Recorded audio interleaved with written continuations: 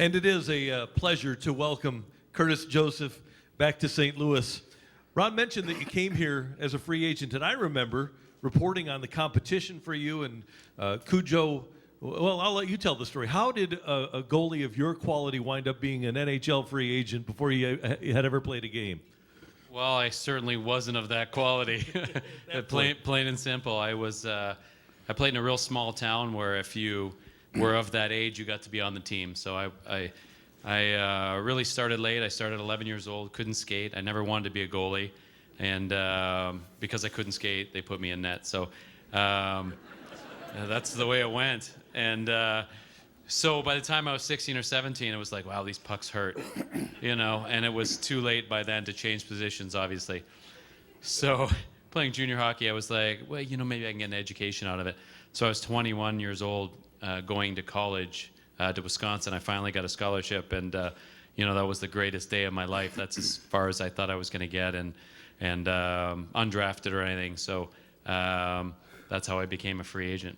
Do you remember your NHL debut? It was against the team that was going to win the Stanley Cup that year, the Edmonton Oilers in 1990. Oh, I remember. It wasn't pleasant. I think Yuri Curry got some milestone goal on me. I remember them fishing the puck out of the net and going over and giving to Yuri Curry. That's never a good feeling.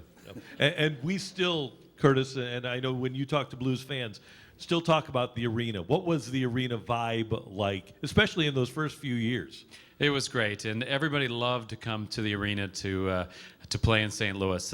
For one thing, the boards and the glass, when you got hit, they went way down onto the fans, and so players like to be physical in St. Louis, and it was always a charged crowd and an energetic crowd, and obviously Blues Blackhawks games were at a premium. Curtis we were talking the other day. We talked on the air and talked about some of his favorite memories. And the Blues Blackhawks, I think it was the last winning series played at the arena when Ed Belfour lost the game and broke his stick over the net. He lost his mind. Yeah, it was great. Yeah, that's always good.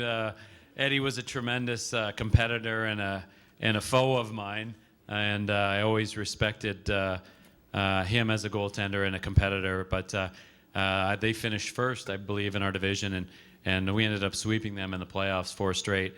And boy, that was a sweet feeling.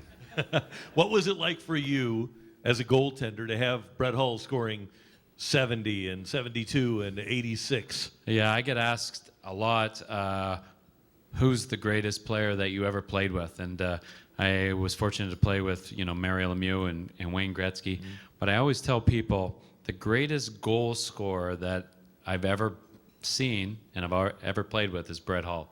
He was ahead of his time. Yeah, let's hear it for Brett. My first year, he scored 72 goals, and Peter Zezel was his centerman. And right. We know Peter was no Adam Oates, and no disrespect, but Brett, his shot was ahead of its time, and his release was ahead of its time, and man, he was fun to watch. Ron mentioned, and you mentioned the other day, what a difference Mike Keenan coming to the Blues made in your life. And Curtis told us the other day, if it wouldn't have been for Mike Keenan, you think, with what?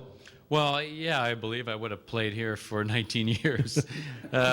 Maybe not, as you get a little older. But I'm sure that I would have been here for a long time. It was a good fit for me. But Mike had come from New York and was given the general manager duties, and they had won the Stanley Cup. So, first few weeks, though, we're like, wow, this guy is a little bit different. He is. So anyway, a lot of us were on our way out, and he was going to build his team, and that's the way hockey goes sometimes. But,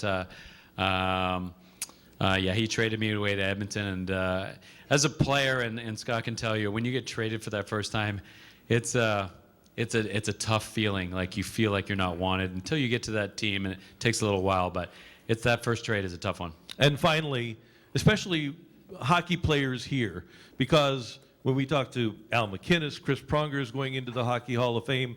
Ken Hitchcock talks about how exciting it would be. Talk about how exciting it'll be when the Blues finally win a Stanley Cup.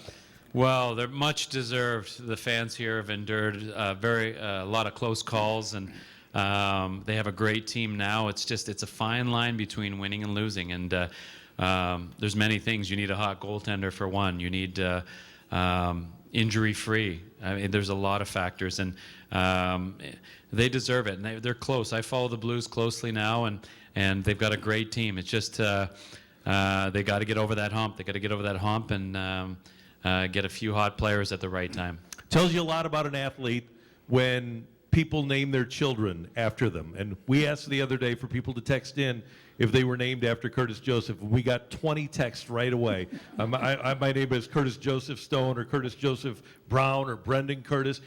So many people in our community are influenced by being named after you. That does feel good. It's a little weird. But it feels good when people come up to you. You know, it's a great compliment, and it's a great compliment, and as athletes, you see you have a lasting effect on some families, and you actually don't see it until you retire and you're out in the community and you're out all the time doing different events. You get to interact with the fans, and you realize and you look back what an impact you may or may not have, and it's a great compliment.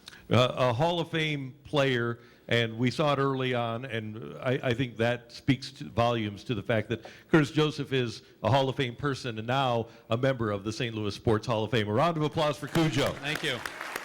Thank you.